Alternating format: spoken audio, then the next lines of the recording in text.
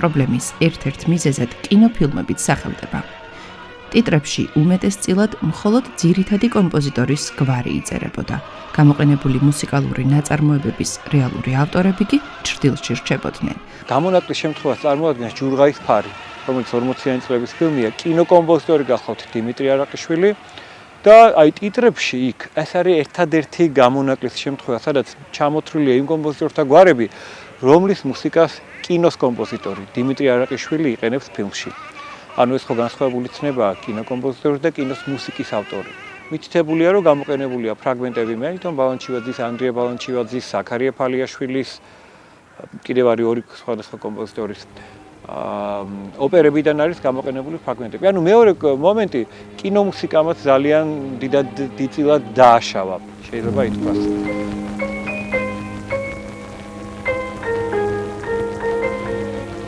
ხელად გიპოვე.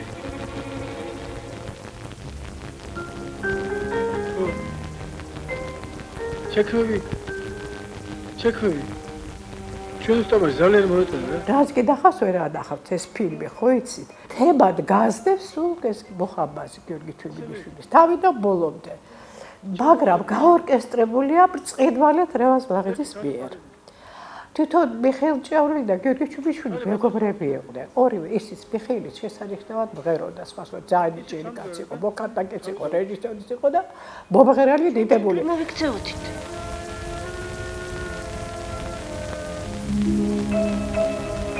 აჰა შენ.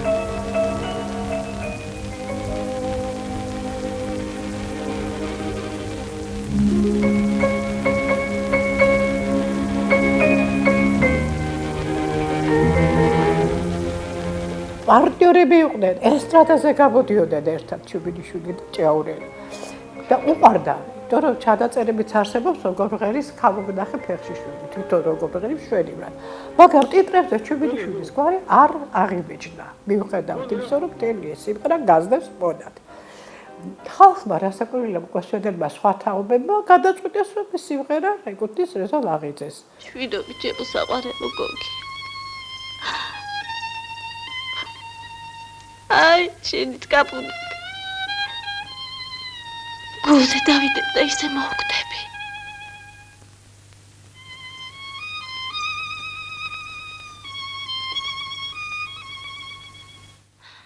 პიროვნებაზე არასოდეს ხმა სიტყვა არ დაბიძრავს საფსაკითხზე. და მე რეზოს ქალიშვილს ლელას მოუხდები საჯაროდ. თქმა რომ ეს სიმღერა მამას კი არა, არამედ გიორგი ჩუბინიშვილს ეკუთვნის. რეზოს იმდენი მარგალიტები აქვს, რომ ეს არ ჭირდება, ხო მასეა. აი ასეთ გაუგებრობებს ვაწყდებოდი. მხოლოდ ბოლო კვლევებით დავადასტურეთ, რომ ფილმ ქეთო და კოტეში, რომლის კომპოზიტორი, კინოკომპოზიტორი გახლავთ არჩილ კერესელიძე, ავტორი იყენებს რასაკვირველი ეყრდნობა ვიქტორ დოლიძის საოპერო მუსიკას, იქცევე გვხვდება მისი შექმნილი ორიგინალური კომპოზიცია მუხამბაზი და იყენებს ნაკლებად ცნობილი კომპოზიტორის შალვა თაქთაქიშვილის ძალიან პოპულარულ სიმღერას ერთხელ ვიხილ.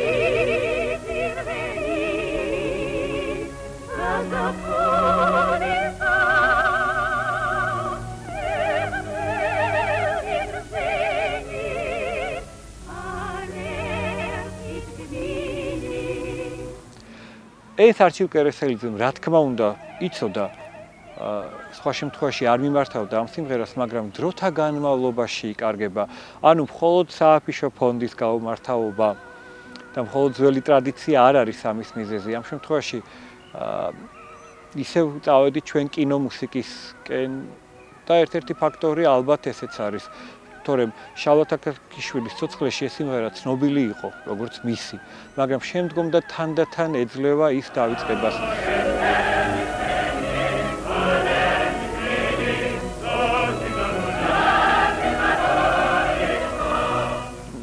და თქვენ ახსენეთ წეღან დაკარგული 64, სადაც ხვდებით ზესტაფონოს, რომელიც ასევე ქალაქური ფოლკლორის ნიმუშად იყო მიჩნეული, მაგრამ ანდრია ბალანჩივაძის არის.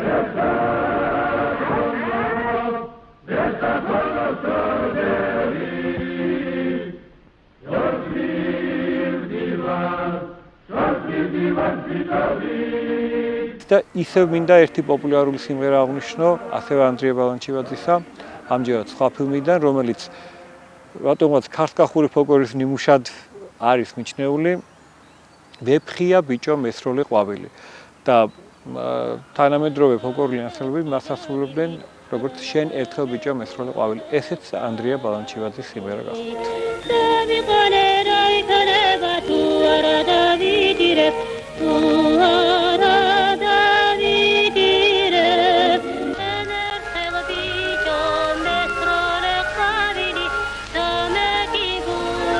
მე ახლა დავბრუნდები.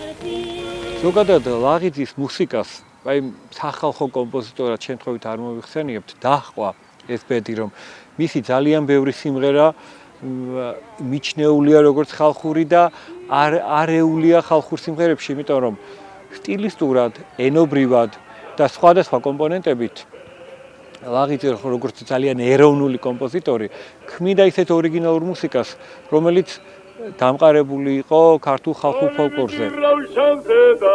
როგორც მიმიწოს ფერზე და ელდაიგა მაგებინა შენ რა გული გავჩენზე და ხმამა იღეფანდურო. მაგალითად ჩემი მაგალითად შემიძლია თქვა სამუსიკო სკოლაში მასწავლებდნენ როგორც ხალხურ სიმღერას.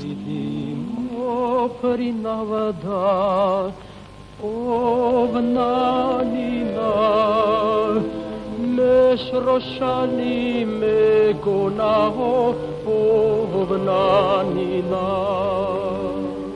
ესე იგი პირველად ეს სიმღერა სწორედ გვხვდება შეწყვეტილ სიმღერაში. იქ არის ინსტრუმენტული თანხლებით და შემდგომ უკვე გია ყანჩელი და ჯანსუღ კახიძე იყენებენ ამ მოტივს ხალხური ვარიანტით, უკვე ხალხში გავრცელებული ვარიანტით, როდესაც ჰაერსა და მიწას შორის ხდება კავშირი სწორედ აი ამ სიმღერის მეშვეობით. არა, ნამდვილად არ არის ეს სიმღერა ხალხური, რევაზ ლაღიძეს მიეწერება.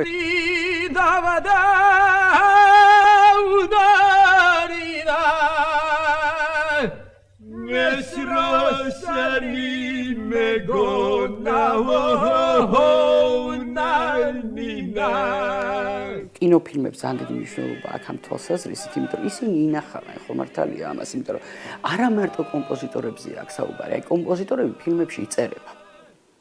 კომპოზიტორები მაინც ხო მართალია, ტიტრებს უყურებთ და ფილმებში არის. მაგრამ შემსრულებლები, რომლებიც ფიქრობ, რომ ასე ვთქვათ, აი თანაბარი დატვირთვა აქვს ხო მართალია, ხა შეიძლება ვერისუბრის მელოდიებში არ ეწეროს, რომ ნანი ბრეგვაძე მღერის. არ წერია.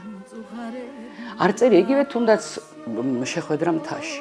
მთელი აი ეს ფილმი არის აგებული ერთ ქალზე ხო მართალია, რომელიც მღერის ამდენ სიმღერას.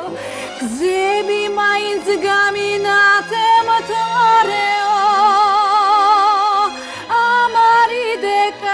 Заборот Равкна мецерт китилцо დავაშავიდე აი თუ ჩვენ ახლა ჩვენმა თაობამ, ჩემი შვილების თაობამ, აი ეს ერთმანეთს არ გადასცეს და თაობებს არ გადასცეს, ფაქტობრივად დაკარგულია შემსრულებლის ვინაობა, რომელიც არის ძალიან დიდი შეცდომა ვფიქრობ და შეცდომა იმდენად არა შეიძლება უფრო მკვეთრადაც თქვა თუ დანაშაულია მომავალი თაობის წინაშე. სიხაღვინო ვირცევნი აი ასით უბლის ქონებას არ გავცემ ხმას ახარ კაცო არ გაიხვიცოს მძინარე არც იმის ხიზე გამივლი მე გასაგებია რომ ბუბაკი კაბიძე მღერის მაგალითად ფილმში ხო და ვიცით რომ ბუბაკი კაბიძე მე მერწმუნეთ რომ თუ ხშირად არ მოასმენინე დაუშვათ და ბუბაკი კაბიძე ხვალ ჩემ შვილიშვილს უკვე ის არ ეცოდინება არ წერია არ და იქ მთელი მარგალიტებია მართლა რამაც ჩიკვაძე მღერის ბუბაკი კაბიძე მღერის ანუ ვინ ასრულებს სიმღერას ეს აუცილებლად უნდა ითქვას ბანკის როცა გაიგე კარგი ტერტერასავი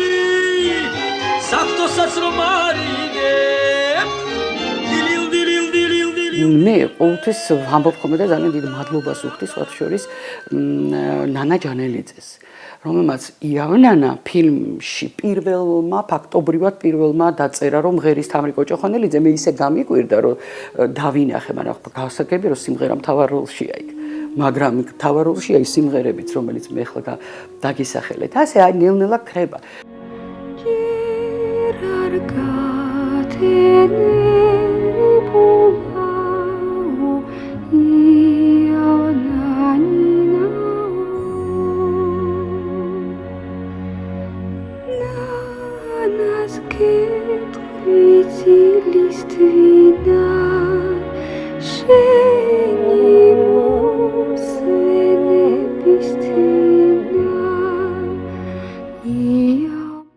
მაინც ძალიან დიდი მნიშვნელობა აქვს. მე ვფიქრობ, რატომ იკარგება. ერთია, რომ ის ტენდენცია უნდა მოისწროს აუცილებლად, ის მართლა რაღაცა საშინელი ის, რომელიც თვითონ რეჟისორები ალბათ გადამღებ ჯგუფს გულისხმობ, რა რაღაცნაირად მეორე ხარისხოვნად თვლიან იმას, რომ დავუშვათ შემსრულებლებზე გულისხმობ ამ შემთხვევაში, თუმცა კომპოზიტორები იწერება და მეორე, ეს არის, როდესაც სცენაზე ცხადდება. საკონცერტო ესტრადაზე დამკვიდრდა არასასურველი ტენდენცია და ჩვევა. საესტრადო მუსიკის კონცერტების დროს უმეტესად არ ცხადდება ავტორების, კომპოზიტორების გვარები. ეს ინერციით გადავიდა ტელეარხებში, რადიო გადაცემებში, რაც ფაქტურად იწვევს ავტორების, კომპოზიტორის და პოეტების საავტორო უფლებების დიდ სერიოზულ დარღვევას. აი სცენაზე, აი თქვენ ახლა მოისმენთ ამის და ამის სიმღერას და ეს ამის და ამის არის შემსრულებელი. თუნდაც მერაბი სიტყვაზე ვამბობ, ხო? თქვენ ახლა მოისმენთ მერაბ სეფაშვილის არ არის. მერაბ სეფაშვილმა შეასრულა ეს სიმღერა და ვისია, იმას არ ამბობენ. მაგრამ არ ამბობენ, ალბათ კიდევ აქვს ამას თავის მიზეზი, იმიტომ რომ არ იციან. ეხლა ეს რატომ ხდება ამას თავისი მიზეზები აქვს, მე ამაზე არ ვილაპარაკებ. აქ სხვა ანგარიშებთან გვაქვს საქმე, მაგრამ ეს არ შეიძლება. უნდა ცხადდებოდეს, ვიცით, რამდენი სიმღერა მაქვს ფეხსიერებაში და აი თქვენ ახლა რაღაც სიმღერა გაიხსენეთ, ავტორი ვერ დაგესახელეთ მე. ეს იმიტომ, რომ ამ ავტორის გვარი არც ტიტრებზე იწერება, არც ცხადდება. ეს მე მგონი გამოსასწორებელია ეს ამბავი, ამაზე უნდა ვიფიქროთ სერიოზულად. ამიტომაც ვივიწყებთ ხოლმე ძალიან ცნობილი სიმღერების ავტორებს. პირველ რიგში ამას უნდა მივხედოთ. ჩემი აზრით ასეა. ეს აუცილებლად სასწრაფოდ საშველია. ალბათ ძალიან დიდი მნიშვნელობა აქვს თავად მუსიკოსების იმ ადამიანების, ვინც ამ სიმღერას ასრულებენ, დავუშვათ, ხო? აიღეს, ხო? დავუშვათ ძველი რაღაც რეპერტუარიდან, გამოაცხადე რა. გამოაცხადე, თქვი, რომ მე ახლა შეგისრულებთ ამის და ამის სიმღერა. ან თუ ყავს კონცერტს, კონფერენციე, ის უნდა გავიდეს და მან უნდა თქვას, რომ ეს ამა თუ იმ კომპოზიტორის არის, რომ ეს არ დაიკარგოს.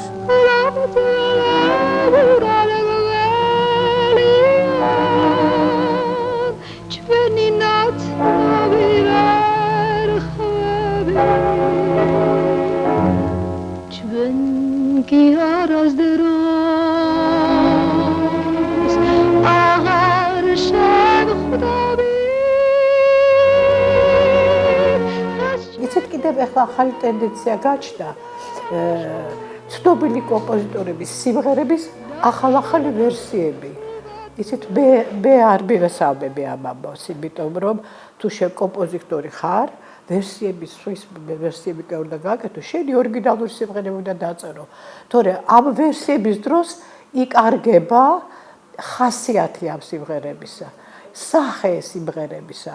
ეს არის ჩვენი სიმდიდრე, ძალიან დიდი სიმდიდრე და არაერთხელ მიფიქრია და მithქვამს კიდეც რა, რომ ფრესკას აქვს დღეს თანამედროვე სახე, მიდი და ამოჩიჩქნე, აბა. ეს არის ზუსტად ამოჩიჩქნა. და ეს არის სულიერი კულტურის ნიმუშები, რომლის პატრონებიც ვართ ჩვენ. მიხვდით? და იქ ამის უფლება ჩვენ პირველ რიგში ჩვენ თავს არ უნდა მივცეთ. დაუშვათ მაგალითად სულხან ციცაძის მაშაჯუკის სიმღერა დაუშვათ ესე გამახსენდა ახლა ეს როგორია ჟანრული ოპტიმიზმით დაწერილი იქ სხვა ენერგია ეს სხვათა შორის არ არის ინტიმური ხასიათის სიმღერა რაღაცნაირად უცბად ის იღებს რაღაცა ლირიკულ სენტიმენტალურ ხასიათს შეცვლილია რისთვის აგებს სიმღერა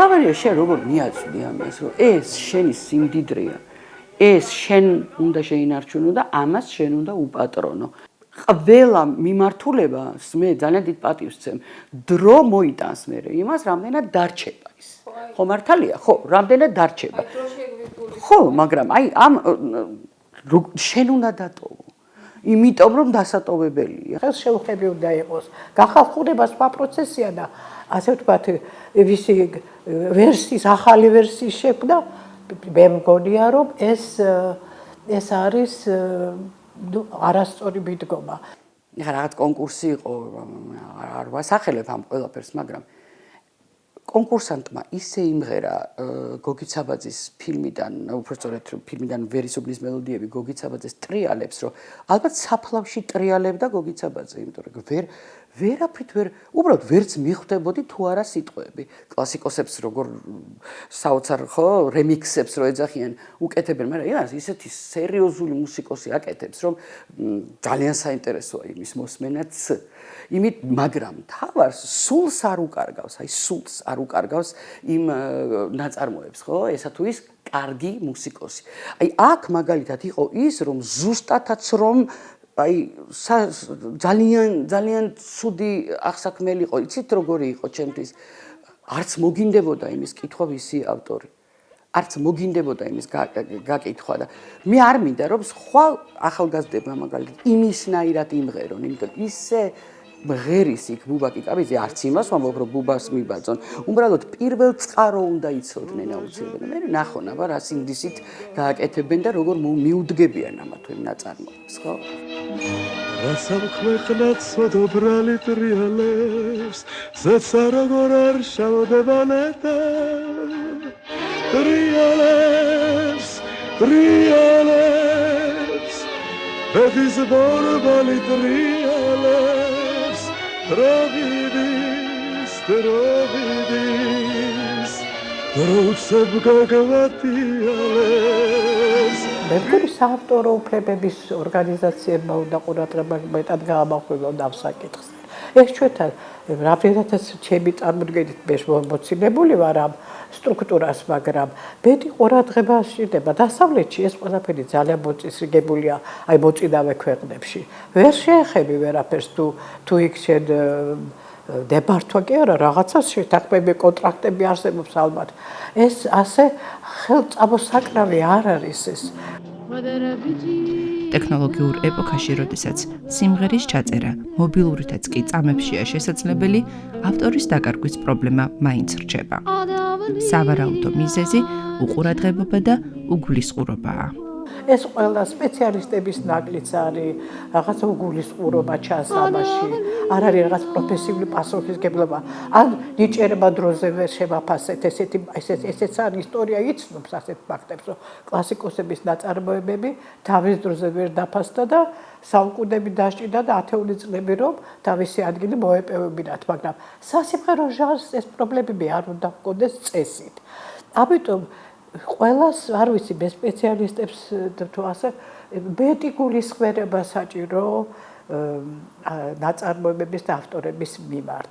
ანუ გარკვეულწილად კინომუსიკამ თავის დააშავა. ქართულ ტრადიციასაც მივაწერდი მე ამ კომპოზიტორების დაკარგვის საკითხს.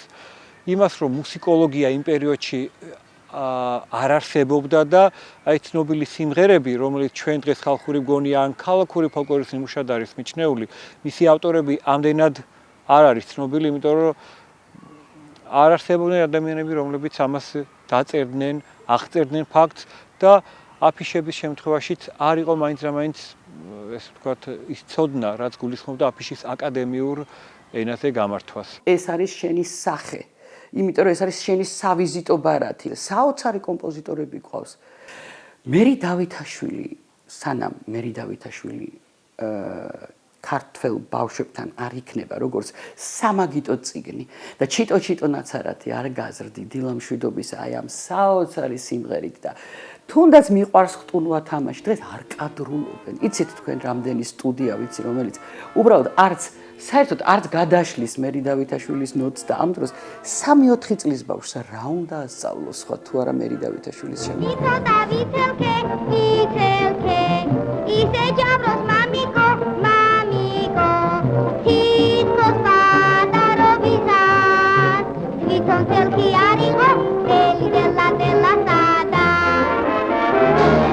როგორ შეიძლება რომ აი ეს კომპოზიტორი რომელიც სოფლიო ათეულშია შესული როგორც საბავშვო სიმღერების ავტორი იცით სოფლიო ათეულშია მერი დავითაშვილი კი რანაირად შეიძლება ეს რომ არ მესმის ეს ისეთი ნაფიქრია კამკალს აი ინტონაციურად აი როგორ უნდა წავიდეს მელოდია მე როგორ უნდა გაზარდო მე ნახტომები როგორ უნდა გააკეთოს პატარა და ისე იოლად ითვისებენ მე როგორ სხვა სიმღერებს შენ გიგალო პატარა დილამში დობისა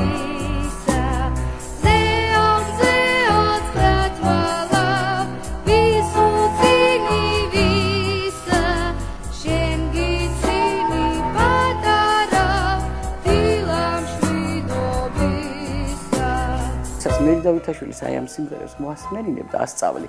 მე სხვა სიმღერა ცუდი უხარისხო არა ლოგიკური მელოდიით მაგალითად არ მოეწონება. ის ბავშვი უკვე თვითონ მზად არის იმისთვის, რომ მე ეს ყველაფერი სული არ მოუგლიჯოს სიმღერას დიდობის ასაკში.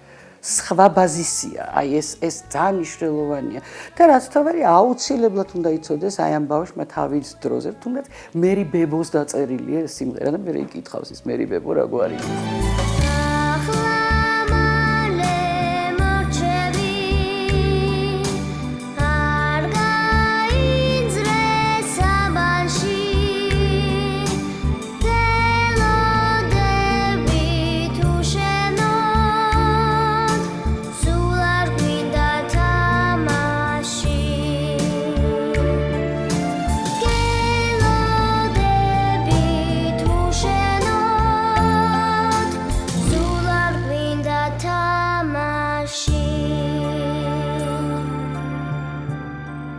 ეს ხალი აი ჩვენთვის საამაყო ხალია ხო გეუბნებით და აი ასე რა ვიცი ჩვენ ისეთი კომპოზიტორები ხალები ყავდა და არა მარტო ხალები ნამდვილად გვაქვს საამაყო და ამათი გვარების დაკარგვა და ამათი 8 წლის დაკარგვა ეს არის ძალიან დიდი დანაშაული მე რომ გითხოთ და ამიტომ კეთილი ინებონ და ჯერ გაიგონ ვისია სიმღერა თუნდაც შემსრულებლებმა ვის სიმღერას ბრერიან და მე უნდა გამოცხადდეს აუცილებლად უნდა გამოცხადდეს და აი ეს ნელ-ნელა მიეჩვევა ყური მიეჩვევა ამას რომ თურმე ამისი ეს სიმღერა თორე სხვა ხა მე ვერ გეტყვით ხა ამის ბოლომდე აღმოსაფხვრელ წამალს მაგრამ ფიქრობ რომ ერთ-ერთი გზა მაინც ეს არის ეს ჩემი მოკრძალებული ასე ვთქვათ სურვილიც არის და რაღაცნაირად არ ვიცი ჩევა არა არ მეყვარს ესეთი სიტყვა, მაგრამ აი ფიქრობ მაინც ერთ-ერთი გზა არის.